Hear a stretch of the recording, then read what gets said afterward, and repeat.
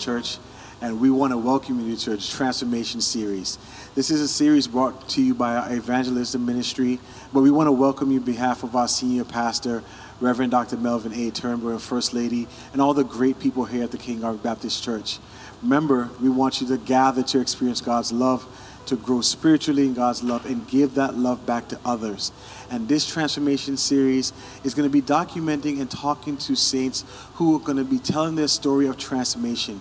Just like Paul on the Damascus Road, he was someone before he was Saul, and then he had an experience. And we are going to talk to brothers and sisters within our community to hear about their transformation story. So hopefully it will be able to inspire you to know that you too can be transformed. Now join us here today first. We want to welcome Dr. Arlene T. Penn. And now she has so many titles, so many accolades. And I want to just welcome you to the Transformation Series stage. And we want to welcome you as our first guest here. Hopefully this will inspire others, young women all over the world and within our community to know that they too can be transformed. So we just want to say welcome. How are you feeling? I'm good, and it's indeed a pleasure to be here to share my story. You know, I have a testimony, and I believe that once I share it, it would help other women because I believe in women empowerment. So I believe it's an opportunity for me to share so that they can actually grow and to experience God for themselves. So, Dr. Penn, if I may call you, and you'll be able to tell us about your story and how you got to this point. But Dr. Penn, I don't think you were always Dr. Penn. At some point, you were Saul. How was that? Oh, yes. Let me first start by saying I just want to thank you for this opportunity for which I can share my story, because sometimes we hide our stories.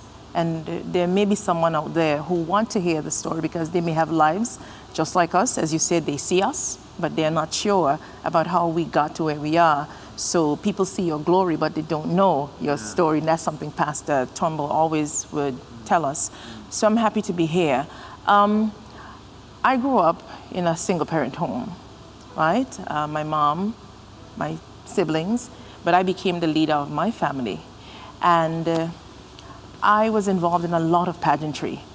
But I did the pageants because there were things that we couldn't afford. Oh. So whenever I saw a prize, I would compete for the pageants. So I have been in 9 pageants, and I won 7 titles. Wow. And I missed 2 by runners-up.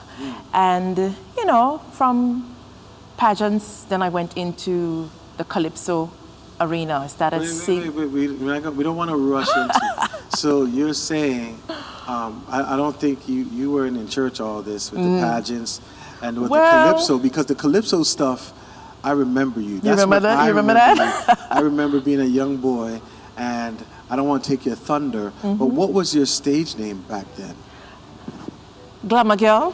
Oh. But that name came from the last pageant that I would have won. Okay. I won Miss Glamorous Lady BVI. That was a pageant for women who had children. So I saw that as an opportunity. Yeah. There were some prizes they had, and I needed some help because there were some funds that we would have been able to get. So I was able to get that fund to help pay my rent.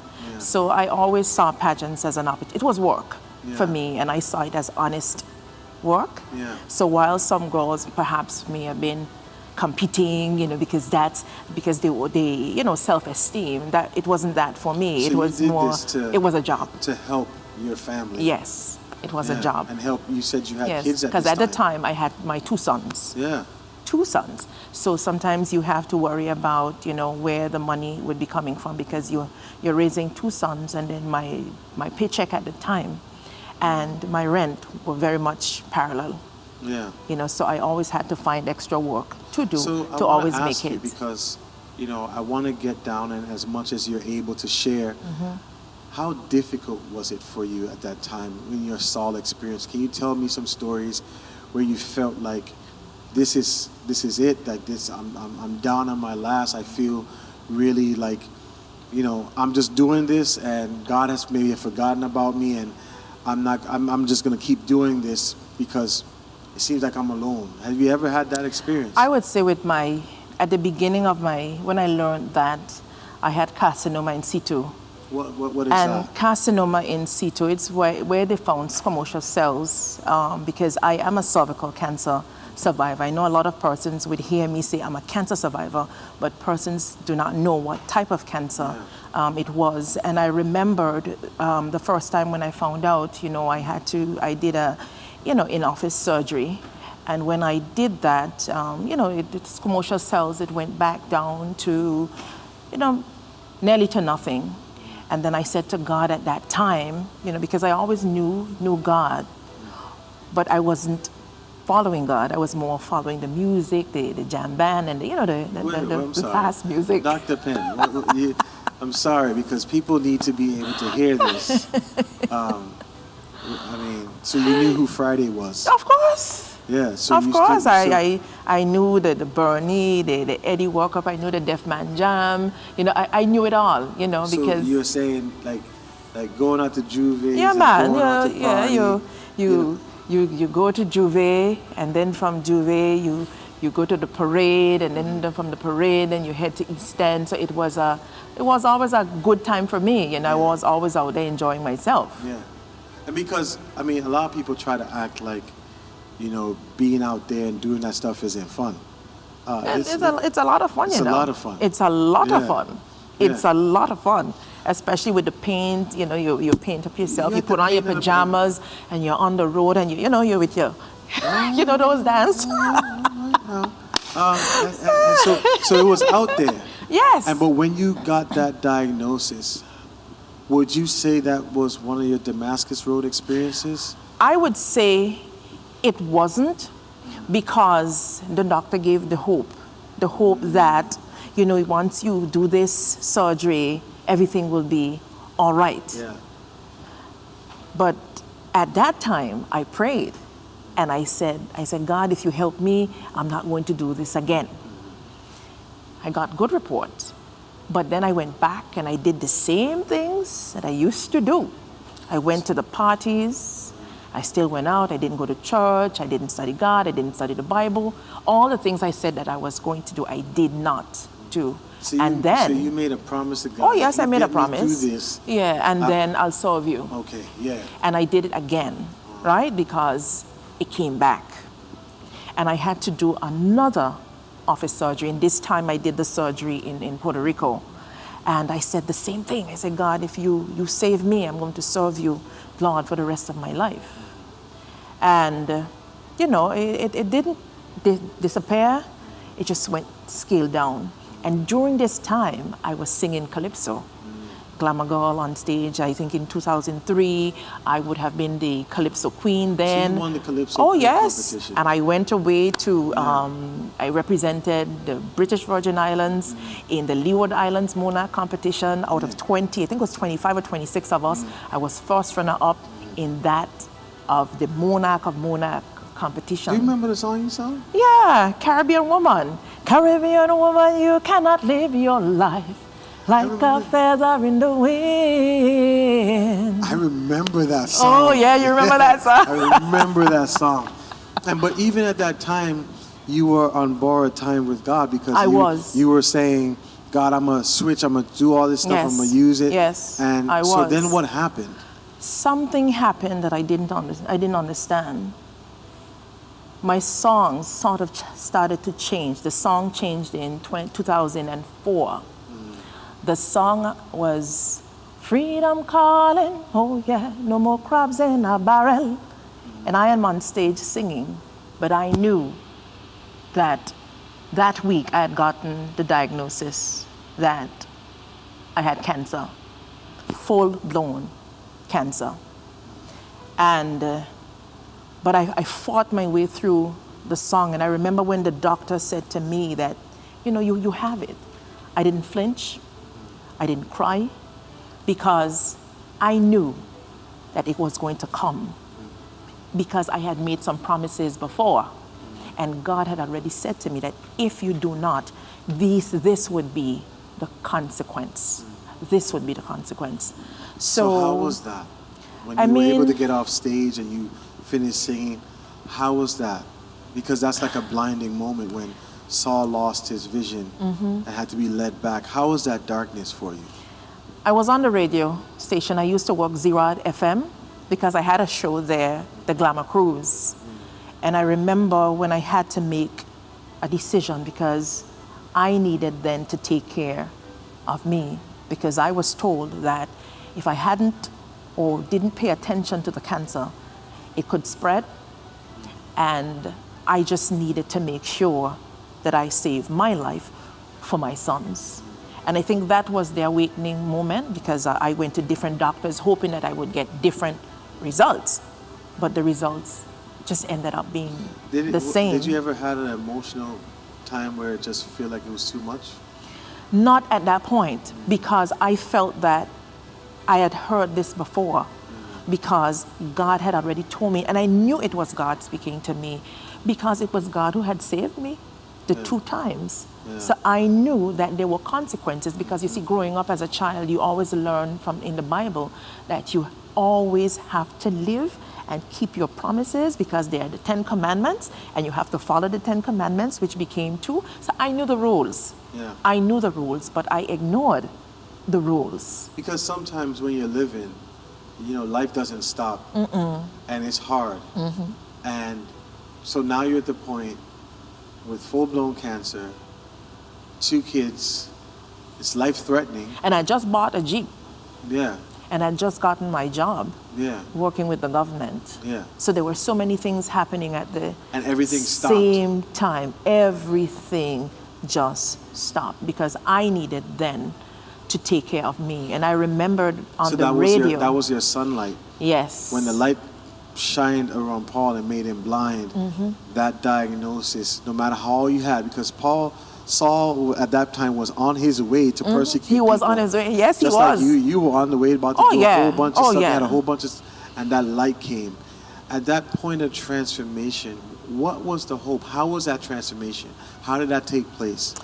I would say that when I was told you need to get up and you need to go by a local doctor here, I was hesitating at first, because I wanted the opportunity, to have, I'll say this for the first time, because it's something that I've never said before.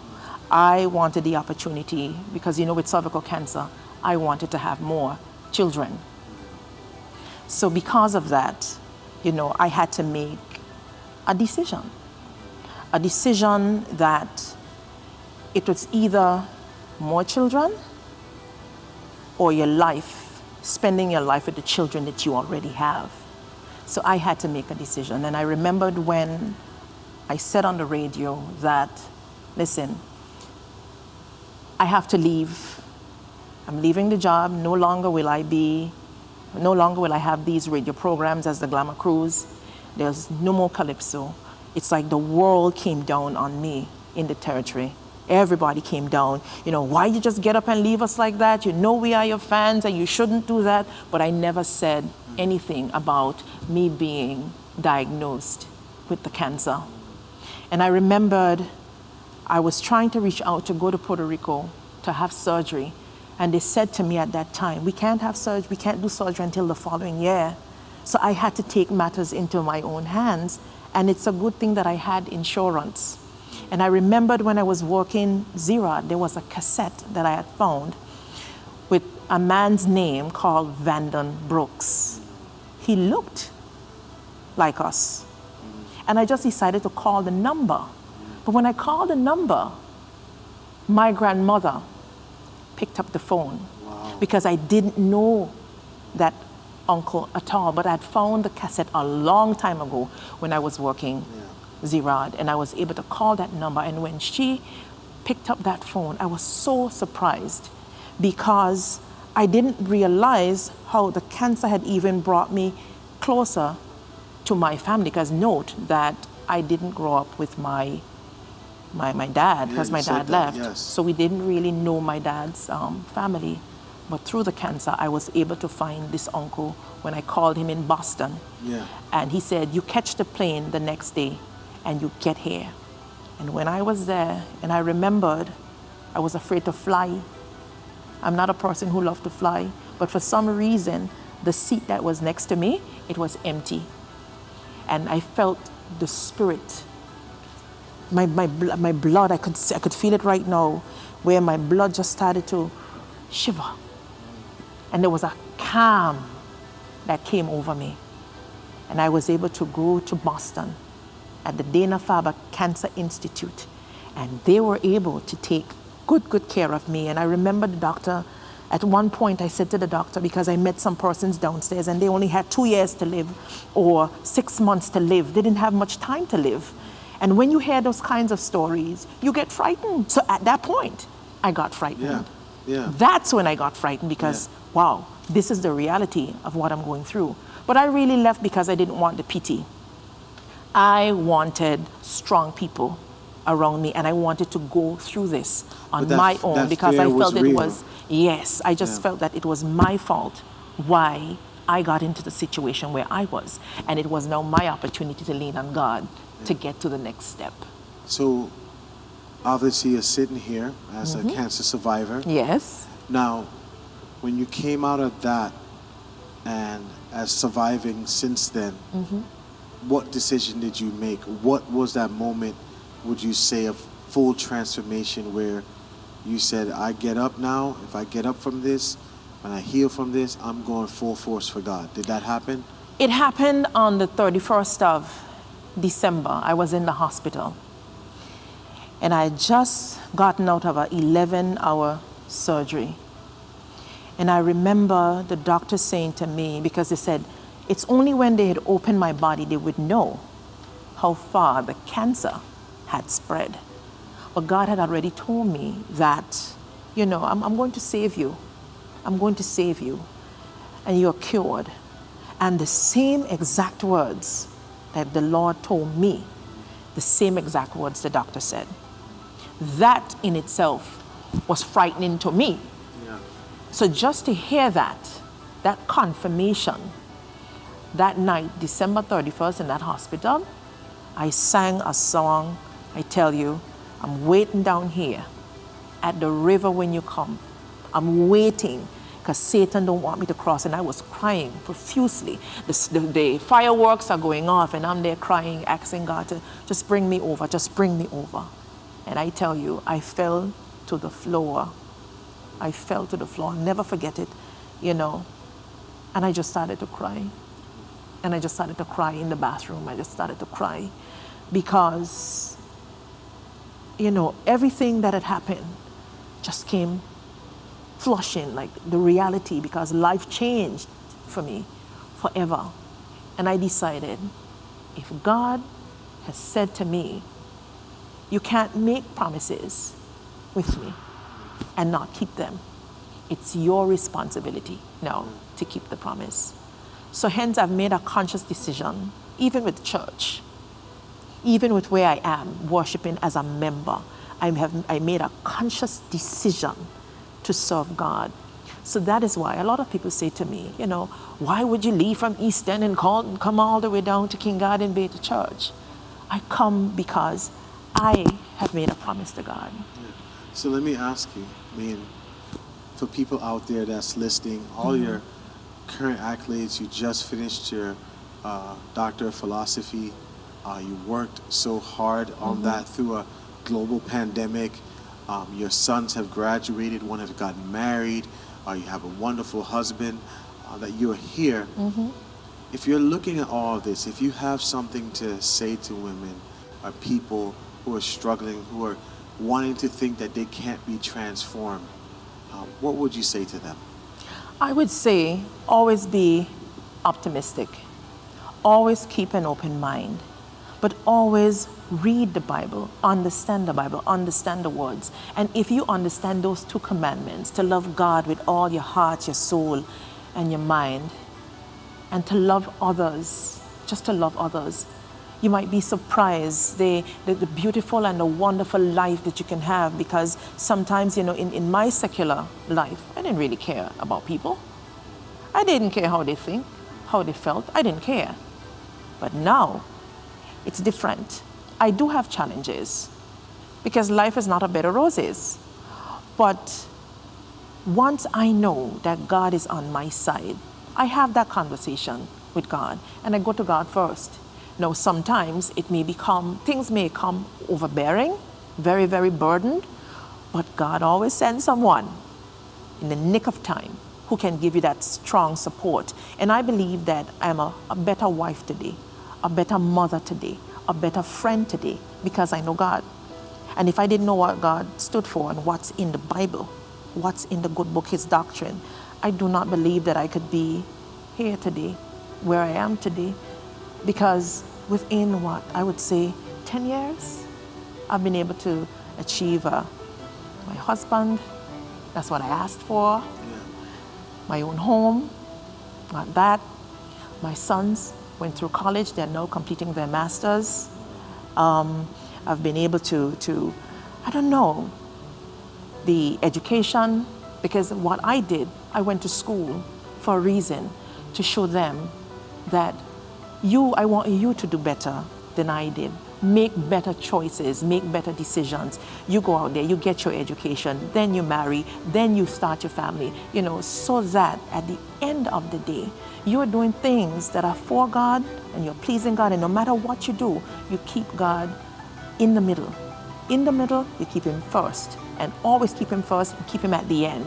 Because when you do not, I believe that you falter very often. So I would tell anyone, keep God first, not in the middle, not through the pile, not at the end, but just keep God first. And I believe that all things will and shall be added as he has promised. I want to thank Dr. Penn for joining us and sharing her story so courageously. I'm so inspired, not only as a believer, and I hope you are. If you're not saved and you're watching this, God can transform you. And we're so gracious that you've taken the time to watch this.